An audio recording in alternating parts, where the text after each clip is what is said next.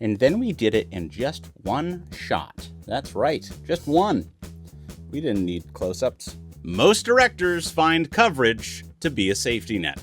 Shoot the wide, shoot the medium, shoot the close-ups, shoot the over-the-shoulder, shoot the inserts, turn around again just in case. Just in case of what?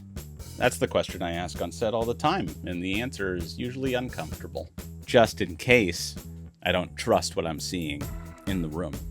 Coverage isn't a shooting strategy. For a lot of directors, it's a way of deferring the decisions that they can't seem to figure out how to make on set.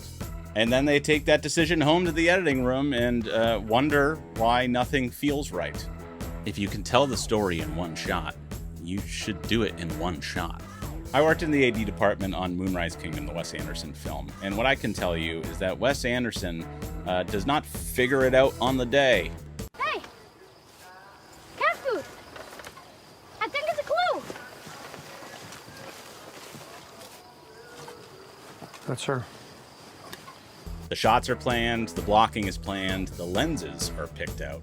You walk in knowing exactly what you need, and then you go and you get it.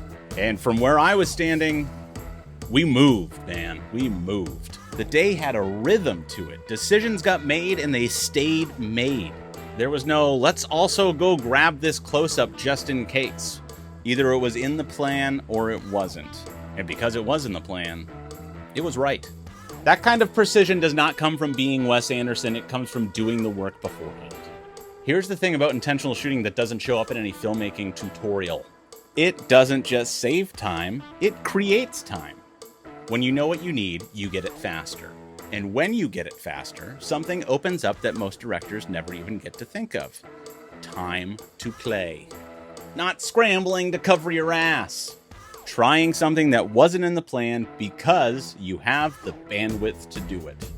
The directors that shoot with intention aren't just finishing on time. They're finishing with time left over to try things that were never even in the budget to begin with.